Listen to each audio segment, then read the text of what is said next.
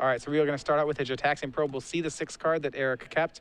It is going to be a Duress, an LED, a Duress, a Ponder, a Preordain, and 1 Volcanic Island. So he can't take the Duresses, can't protect his combo pieces. He can't really take the cantrips. Maybe he just goes with the LED. Oh, no, this is a Jotaxian Probe. Oh, this is, oh gosh, it's the other way to understand. He's not going to take any of them. He's not taking anything. He's just looking. He's going to lose his cards. He is just a tourist right now. Okay, hold on. To be fair, there are no, there is no black mana in Eric's hand, so those Duresses are a little dead right now. Yeah, he does have a Preordain and a Ponder, so he could dig for black sources. So it's actually a pretty good mulligan for him. He has 2 discard spells, and as long as Dylan doesn't have like a really hyper-aggressive start, he's going to be okay. But it looks like Dylan does, in fact, have that kind of start. He's got turn 2 show and tell. And that's, after looking at Eric's hand, that's something I would really want in Dylan's hand. Eric can't Duress until turn 2 because of the fact he doesn't have black mana. And Eric doesn't really have the ability to make a turn 2 or turn 3 combo, or it's very unlikely with that hand.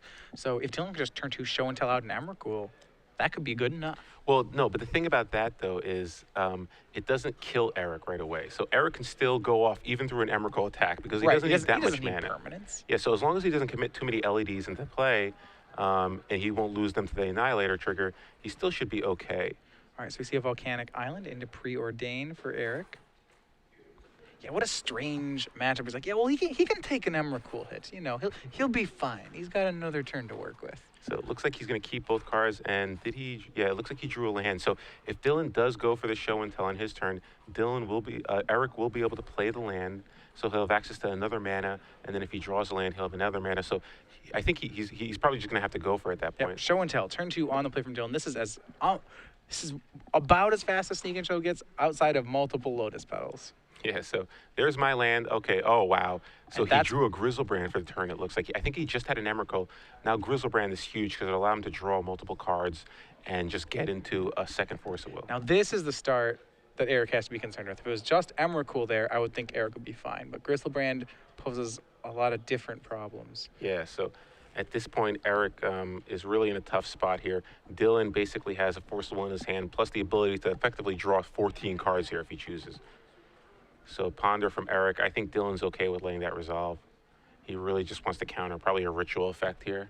Yeah, Eric will have to start, if he wants to combo off this turn, he'll have to start a ritual chain, and to just probably counter the beginning of that ritual chain will cost Eric a turn.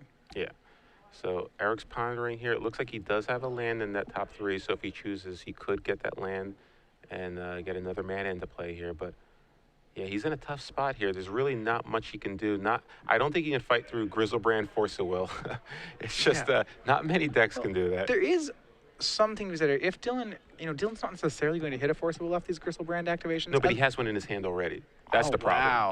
Yeah, I agree with you. Well, he'll probably hit a blue card. Yeah, I agree with you. So Grizzlebrand alone might not be enough, but Grizzlebrand plus Force of Will already in your hand is usually going to be good enough.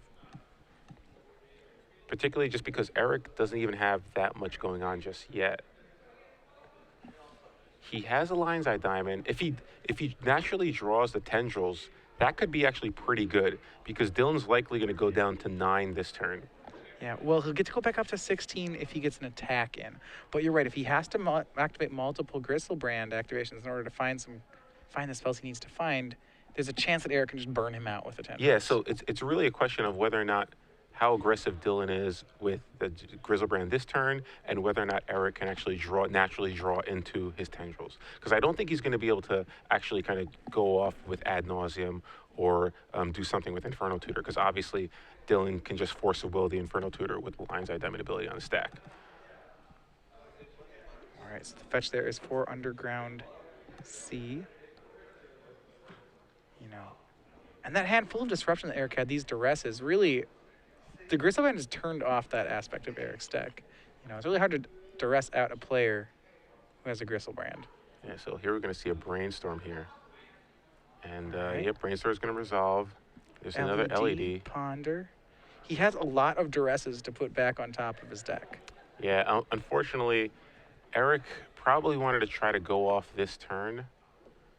Just because if Dylan gets a hit here, that basically means he can draw 21 cards. It's 7. Every hit's 7 more cards. Yeah. So and not only that, but he'll be able to have mana untapped. So Force of Wills are out along with Spell Pierces. So suddenly things just get so much more difficult for Eric if he allows Dylan to untap. But I'm just not sure he has anything else. Like, he doesn't really have any other options, I don't think. Yeah, he has a bunch of ponders. He has a ponder. Looks like there's like a Taxium probe in there, a couple of LEDs, but doesn't really have any of his combo pieces, so he's forced to just pass the turn and accept his fate. His fate, he'll be hit by a 7/7 demon.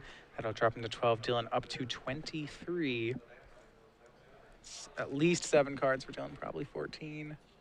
So let's see here. He doesn't have another land to play here, so I would expect him to at least draw 7 here just so you can get a land.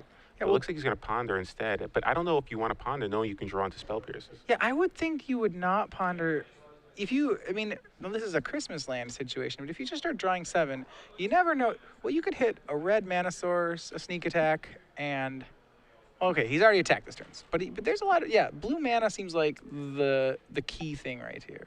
So it looks like Dylan's just afraid of tendrils, unnaturally drawn tendrils. He thinks that might be one of the few ways he can lose this game. So he doesn't want to get too low. To be fair, if he needs 7 cards, he can draw 7 cards. That's not. Oh, that's true. The question is whether or not he wants to just use it on his turn so that he can actually make his land drop as opposed to having to tap mana to ponder for it. Right. If on next turn he can find 1 more mana source and a sneak attack, he can go for the full combo. He can sneak Emrakul in, and that'll be a lethal swing. And that to me seems like something that digging for is perfectly reasonable. If Dylan can do that on his own turn. Yeah, especially if Eric passes and Dylan knows he's going to get another attack with Grizzlebrand, he might be a little more comfortable with drawing some more cards now because he knows he's going to be able to he's guaranteed to gain 7 life, even if he doesn't hit the sneak attack. Yep. Eric's going to start with a ponder. We see a couple of LEDs, and if you're Eric, this has got to be the turn. He doesn't really have the cards he would want to start the combo, but this is the hand he was dealt. I think he's going to try to play it out. Yeah, he's got Duress, so Duress is going to be one option for him. If he can draw Cabal Therapy, that'd be great because he's casting a Taxium Probe here. Right, probe. Yep. Force of Will, blue card, Emrakul, and Eric knows now what he's up against, and it's not pleasant for him. Yeah, so with Flooded Strand, Ancient Tomb up, he knows that Dylan's going to be able to Intuition for Sneak Attack, and then all he needs to do is have 1 red source be on top of his 8 cards of his library, and he'll be able to win with the Emrakul that turn. That seems reasonable that he would hit that. Actually, technically, it has to be in the top 21 cards of his library. Oh, 14. If he shocks If he shocks for Ancient Tomb, he can only Gristlebrand twice. So there has to be a red source on the top 15 cards of Dylan's library for him to win next turn. All right. Well, how many does he play? That is quite the fair deck, I gotta say. Yeah. This is the fair deck in the matchup. You said it yourself. Yeah. The fair deck is the one attacking with the 7/7 lifelink demon right now. And we're saying he can only draw 14. He can only draw 14 a turn. This is one of the reasons when I've talked with players who just get into the game, they say they watch a SCG Legacy Open and they're like, these decks look terrifying. It's turn 2 and he's drawing 14 cards. It's like, yeah, Legacy's a crazy format. Well, how stupid is it that Dylan has a Grizzlebrand in play and he's actually has to play cautiously? He's like, I only have a Grizzlebrand. I better not lose this game. Oh, his opponent mulliganed to 6. He went turn 2 Grizzlebrand. He attacked with it even once, and he still has to play cautiously because there is a chance that Eric could just win out of nowhere. I mean, because Eric has 2 lands in play. Let's be honest. That's quite a threat. That is a threat. He's scared of losing to a deck which has 2 lands. Yeah. That's like, oh man, he could kill me. So it didn't look like Dylan drew. Yeah, Dylan did not get a permission spell. He did not get either a Spell Pierce or a Force of Will in his hand. All right, and draw for the turn is City of Traders.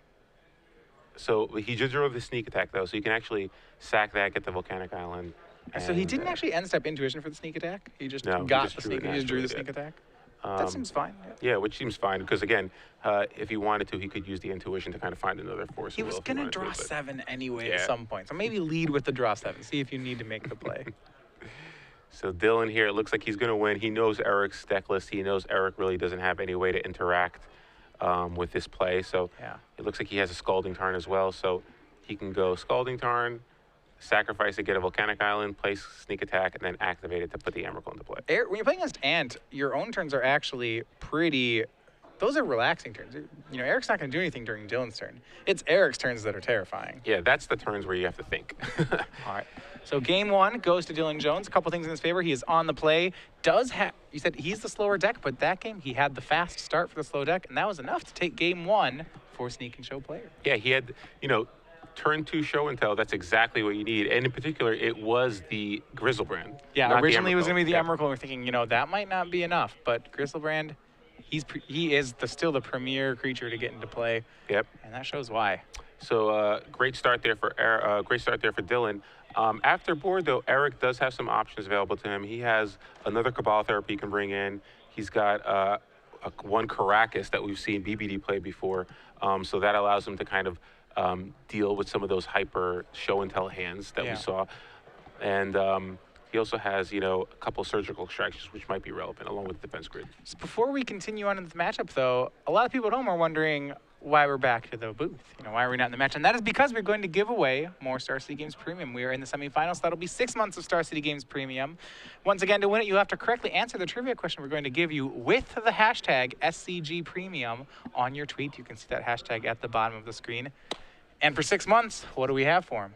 Okay, so what is the name of there is an instant in Eric Rill's Ant list, and it's popular in a lot of Ant lists.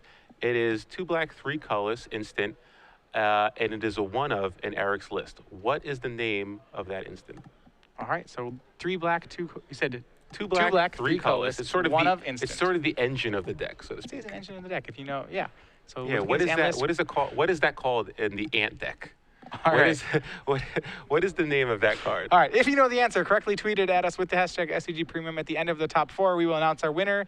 And remember, we will be giving away also 1 year's worth of Star City Premium during the finals. Yeah, and if you don't know the answer off the top of your head, feel free to cheat. Go to StarCityGames.com. You can look at the deck lists. And you can look at his deck list if you want to cheat. It's if allowed. You want to cheat. Cheating is allowed. And again, this is not a speed game. All answers will be reviewed. So just find the answer and tweet us at SCG Live, hashtag SCG Premium. All right, so going back to the match, you were talking about the sideboard from Eric Rill's perspective. Yeah, so it's good for him here because he knows what Dylan is going to bring in. So he doesn't have to worry about cards like Leyline of the Void, so he doesn't have to bring in cards like Echoing Truth. So that's actually kind of huge for him. He has 1 copy of Defense Grid, which could come in here. Obviously, it kind of shuts down all the Force of Will, Spell Pierce, Flusterstorm possibilities. He has another copy of Cabal Therapy, which can come in. He also has 4 copies of Dark Confidant, which I think, BBD was talking about this card. He liked bringing it in against decks with a lot of permission because it kind of forces their hand. And I saw BBD bring it in against the Sneak and Show deck, so I wouldn't be surprised to see Eric do the same here, along with that Caracas. Well, when you're sideboarding with Ant, you start from the viewpoint of you don't need a sideboard at all. Like the Ant deck, its game 1 plan is excellent. It's a really streamlined deck. But then you think, okay, well, what is Dylan going to board in? What's Sneak and Show going to board in? So we start there. Sneak and Show has Flusterstorm and Swan Song, along with a Pyroblast. Those are the cards which we have to assume those will come in. Probably even a pair of Graph Diggers cages could come in. That does stop Past in Flames from working. It can't be flashed back. So up to about 6 cards that Dylan can board in the matchup. And then when you're in Ant deck, you have to reevaluate. Okay, if that's what the hate is, do I need Dark Confidant if he's gonna have so much permission? Do I need Defense Grid to get through some of these instants?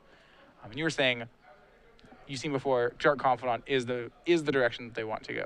Well, the reason I kind of like Dark Confidant and Cabal Therapy is because Dark Confidant serves 2 roles. One, it can kind of make sure you make your land drops. It can kind of draw you into your combo pieces. But at the same time, you're now a deck after board playing against a combo deck with 4 Dark Confidant, 4 Gataxian Probe, 4 Duress, 4 Cabal Therapy. I mean, that alone could be good enough to kind of stop Sneak and Show, or at least buy you enough time for your combo to go off. So the question is, do you want to give up some of your speed for a little more robustness? And I think in this particular matchup, that's fine because it's kind of hard to fight through cards like Flusterstorm, Spell Pierce, Swan Song, Force of Will, when you don't necessarily have to. And a card like Cabal Therapy is so good in a deck that already has Gitaxian Probe along with Duress. So I don't know. I kind of think if you're going to bring in that extra Cabal Therapy, why not bring in the Dark Confidence? You're going to slow yourself down a little bit, but you're going to make yourself a lot more powerful against a deck that, has a hard time dealing with hand disruption. All right.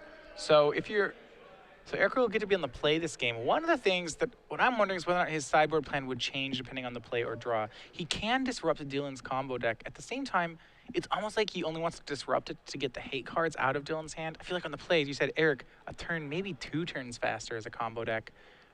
There's probably some value into just trying to win, just trying to be fast. If Eric was on the draw, he might just want to be as fast as possible.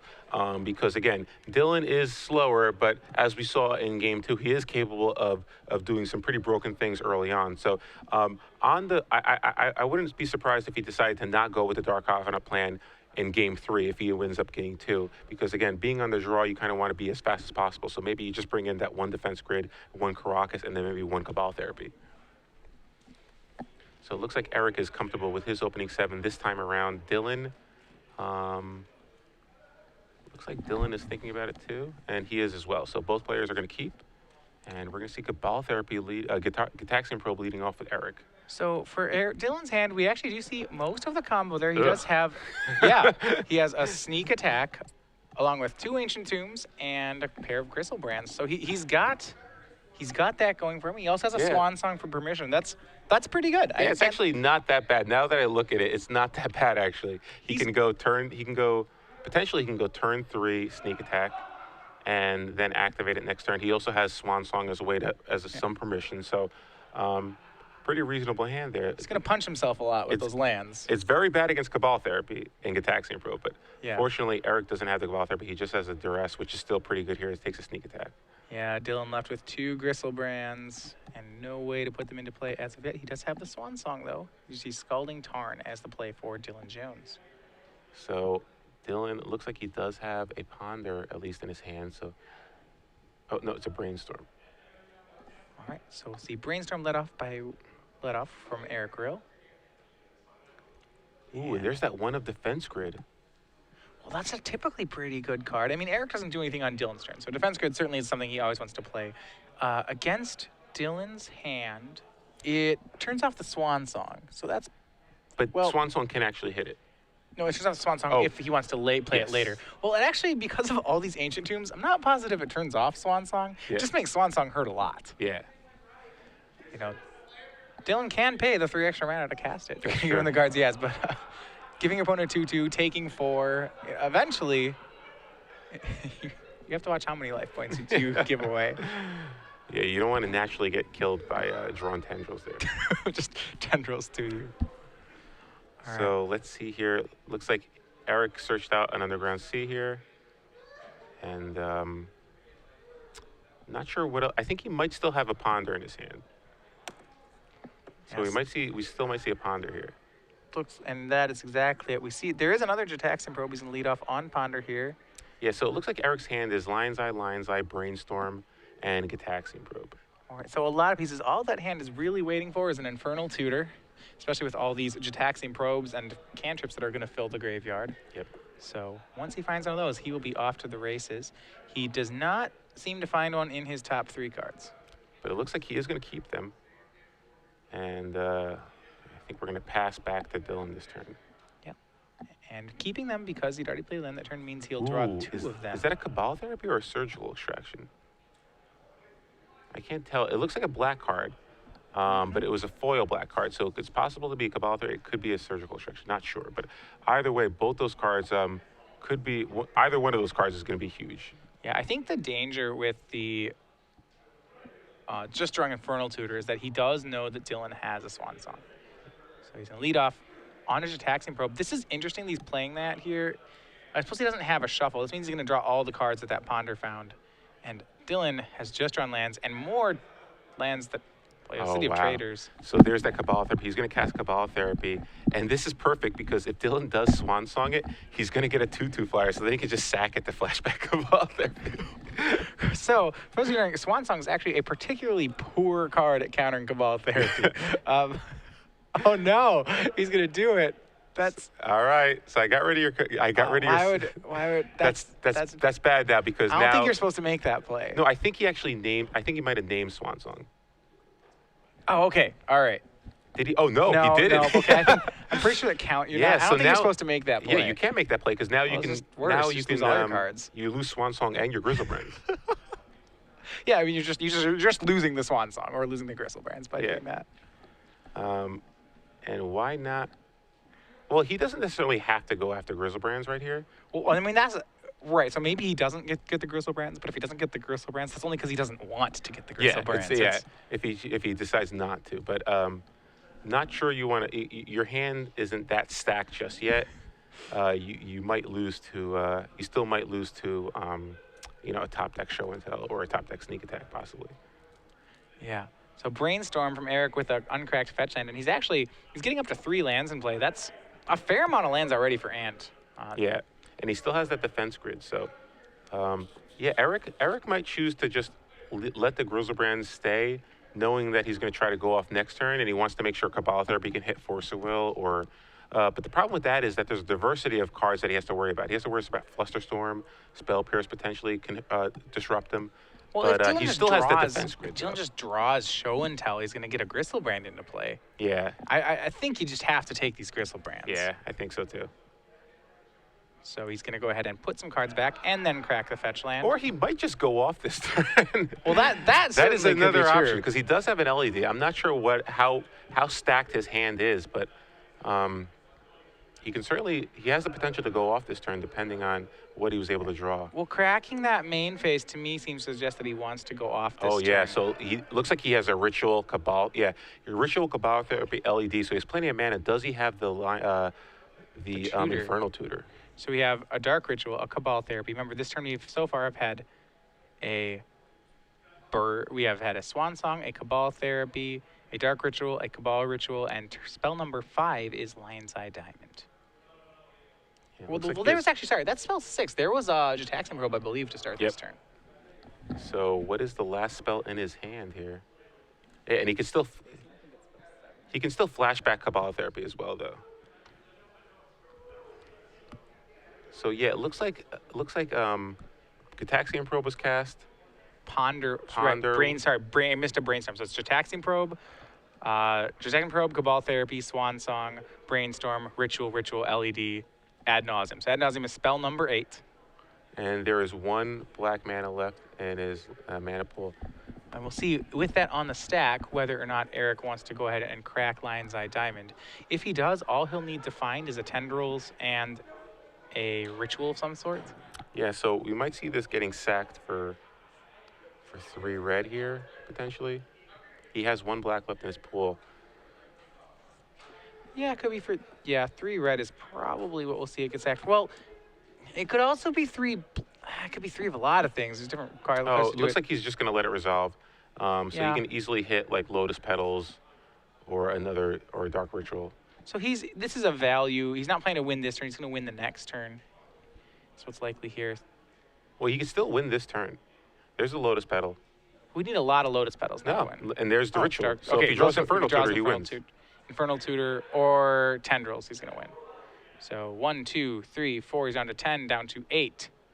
Sorry, 7. Yeah, he can still go. Yeah, 1, 2, 3, 4, 5, 6, 7. He's down to 7. There's the Infernal Tutor. So 5, he should be able to win this turn. That should do it. I wonder if he's ever gonna. Is he gonna flash back? I would like to see the I'd flashback. like to see the flashback. Be like, by the way, that bird you gave me. Actually, he doesn't want to give it away. He doesn't want to. Maybe do it again next game. I would not give that away. Yeah, do not flashback Cabal Therapy at all. Like, no, I'm being like, man, that was a 6 Swan Song. Fortunately, I had the ad nauseum, but. He has that Lotus Petal. He can still play a Lotus Petal. He has a Cabal Ritual as well. So he's going to have 6 mana in his mana pool. He can cast Infernal Tutor in response. He can actually sack that Lion's Eye Diamond. He get Hellbent. Just search for Tendrils and cast Tendrils. Throwing out a Lotus Petal for good measure. So yeah, it looks like players are just adding up to make sure the storm count is high enough. I think we're well above 10 at this point. Oh yeah. We are doing just fine here. He goes down to 5 to cast Cabal Therapy. He's going to cast one from his hand, naming Gristlebrand. It's very cheeky. Good. He's like, I drew another one. Nice job, Eric. It's a lot of land there for Dylan. And Eric just Should have the win here. all he has to do is cast Inferno Tutor. All right, Inferno Tutor, mana on. Sack Sack, the lands. LED, there goes the whole hand. That's easily enough mana for tendrils to happen. And all he has to do is show the tendrils from his deck, and that should be enough. And Dylan corrects it to 6. And there we go. Tendrils of Agony, that'll be enough, and we are on to game 3. So Eric Rill manages to win on turn 3. And Dylan, not going to say it was a bad hand, but a little questionable. I mean, especially if you're on the draw there. Well, the hand certainly is weak to duress. When we actually saw his hand, we thought it was pretty good. It was, 2 Gristlebrands, so it's kind of like a 6-card hand. It was 2 Gristlebrands, Sneak Attack, Swan Song, and then 3 lands that made 5 mana. Yeah, in hindsight, I think the hand was just too bad. I mean, especially if you're on the draw, it's too slow of a hand. Plus, your opponent has 4 duress, 4 Cabal Therapy probably after board. That hand is really bad against that type of card. All right, I have a question for you. If a hand of Sneak Attack with 2 soul lands and a counterspell and a monster is too slow, then what is Sneak Attack just too slow in this matchup? Because that's about as fast as Sneak Attack goes. I'm not going to say it's too slow, but it's just, it is. It's just too slow sometimes. I mean, Yeah. that's effectively a turn 3 kill. Right, But it's not that's even a as- kill. It that's as basically fast as reloads Sneak your Attack hand. goes. No, not necessarily. I mean, the fastest Sneak Attack goes is turn 1 Petal. Grizzlebrand. Okay, Petal, yeah, Petal, Ancient Petal, Tomb, Petal. Grizzlebrand. Yeah. That's the best. That's the fastest thing that Dylan can do to kind of assure himself a victory, or at least come close to it. Turn 3 Sneak Attack is not really ideal there because he still needs a Lotus Petal to even activate it. So Eric Rill now, he's going to be on the draw for game 2. We did not see Dark Confidant, and he did reveal a number of cards off ad nauseum. So I wonder if he just didn't even bother. We definitely saw Surgical Extraction. And, we didn't see Surgical. I'm sorry. The foil card was Dark Ritual. So we definitely saw the defense grid. So it's possible that he just decided his deck is fast enough because he doesn't have to contend with Leyline of Sanctity. He kind of knows what he has to deal with. So maybe he just wants to stay as fast as possible and win with cards like Cabal Therapy and Defense Grid. Certainly, it took one of the fastest openings from Dylan to get game 1. Remember, he had to, on the play, have a turn 2 show and tell, and it had to be Gristlebrand, not Emrakul. A lot of things had to go Dylan's way. Yeah, if you think about it, he needed turn 2 show and tell. It had to be a Grizzlebrand, and he needed Force of Will backup. Yeah. So I think if you're Eric, you may just keep your original configuration and figure, lightning has to strike twice. He got it once. Challenge him to do it again. Yeah, his deck doesn't really get that much better against you after board. He has 2 Swan Songs and a Flusterstorm. I mean, that's basically it. He's basically bringing in 3 cards. You're bringing in maybe 1 Defense Grid. That's probably comparable to given how bad a matchup it is for Dylan. So I think, Eric, I agree with you. I think it's probably unnecessary to kind of bring in a card like Dark Confidant. It's probably more for blue fair decks, really. Kind of grind them out.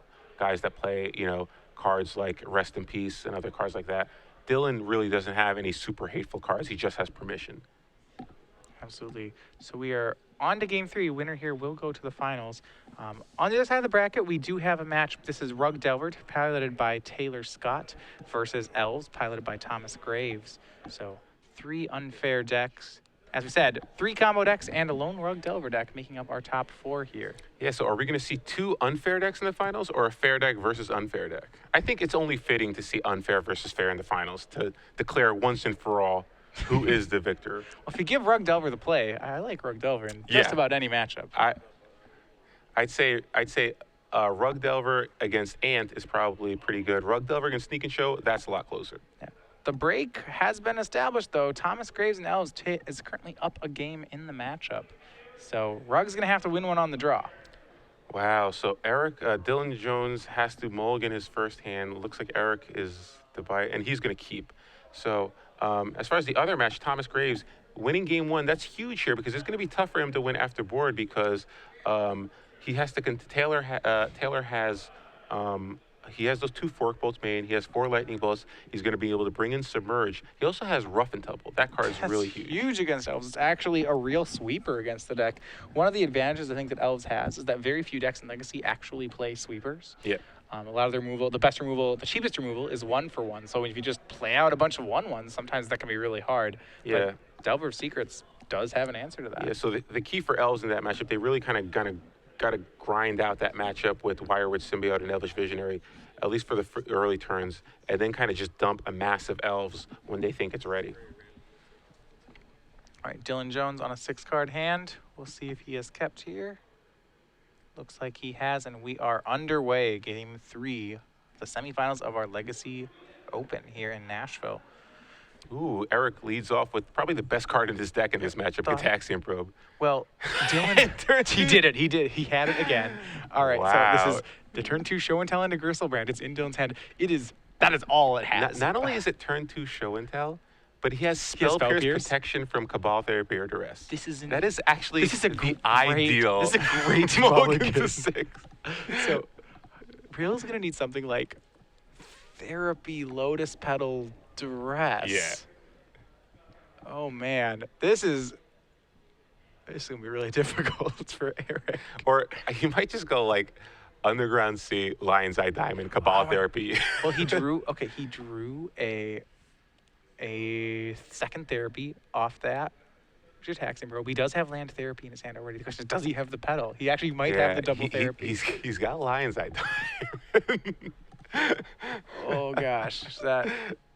Wait, so he has LED. So basically what happens is he plays LED, okay? Right. Then he goes, tap my Underground Sea, Cabal Therapy you. In response, Dylan probably Spell Pierces it.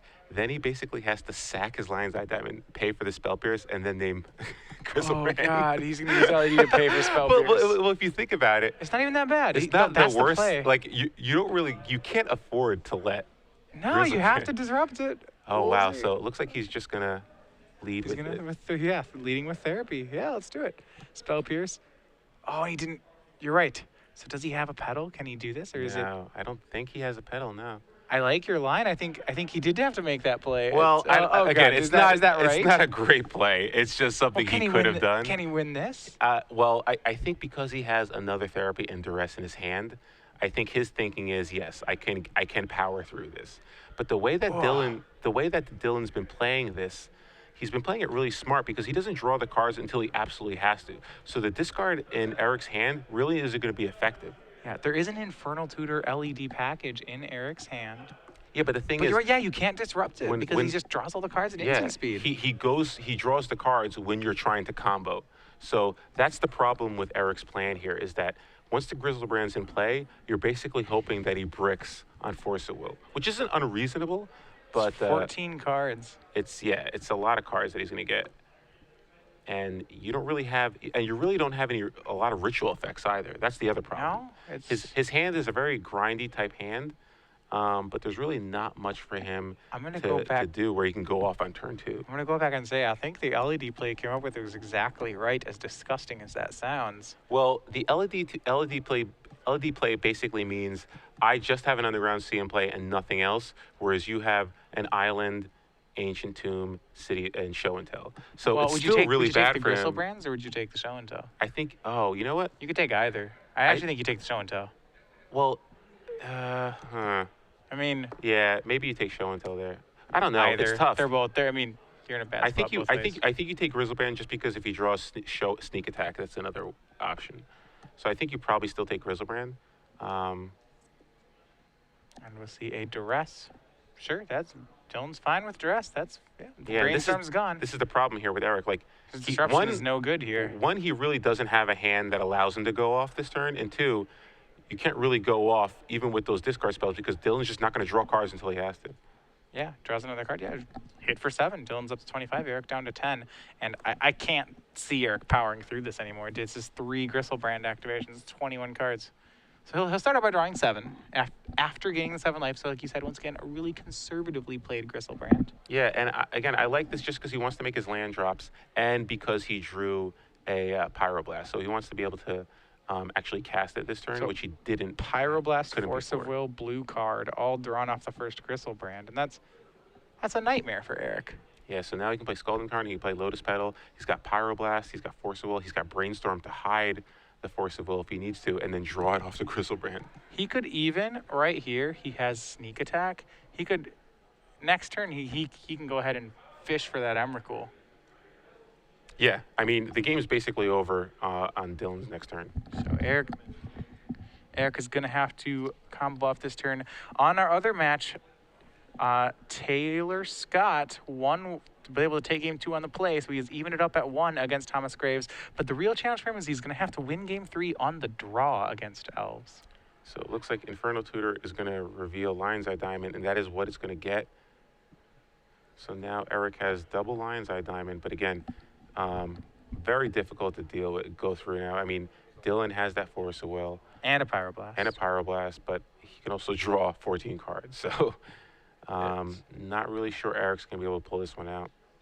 And he doesn't even have black mana to kind of... Yeah, so he's just going to pass here. And Dylan's probably just going to draw... 14. Yeah, he could actually just brainstorm here. Yeah, he's probably going to brainstorm here, try to just be a little conservative. Yeah, well, yeah, maybe... I mean, let's start with the conservative option. But he has a lot of chances to find Emrakul here. Yeah, and there it is. So now the game's over. He's going to put 2 Grizzlebrands on top of his library. He can sack Scalding Tarn to get the second red source. And now he has access to 5 mana, which is exactly enough for Sneak Attack, activate Sneak Attack, put an Emrakul into play. So pretty good mulligan there for Dylan. That was the 6-card hand. It was hand. literally the perfect 6-card hand he needed. Well, it had a second Grizzlebrand. That's no good. So he could have even had a 5-card hand there. That's true, yeah. I guess the perfect one would have been like Force of Will. Or like maybe Brainstorm or something. Brainstorm's probably, yeah, Brainstorm Grizzlebrand is probably better than double Grizzlebrand, in fairness. So yeah, all Dylan has to do is just show the Sneak Attack and Emrakul. And this will do it. He draws for the turn. Has the land, has the Sneak Attack, has the Emrakul.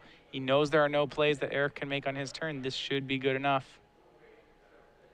You see there, 4 mana. That will be good enough for Sneak Attack. And the red mana to activate it. He's going to go ahead and just make sure that all is well here. And I genuinely don't understand why these players are taking so long. There's some players like, no, dude, he's got it. He's just show the Emrakul. Yes, you have Emrakul. All right. And it's the Dream Team. They swing across, and that should be a lethal attack on Eric. The Super Friends come over. Yeah. The fair deck. It's just creatures. It's using the attack stuff. Swing for 22. That is quite fair. This is exactly what Mark Rosewater had in mind. Fair deck. All right. Two giant, monstrous creatures flying through the air. In tandem, blowing up all the permanents. Holding hands, blowing up permanents, drawing cards, cats and dogs living together. All right, and there's the handshake. Dylan Jones 2-1 defeats Eric Rill, and he will move on to the finals where he awaits the winner of Taylor Scott and Thomas Graves.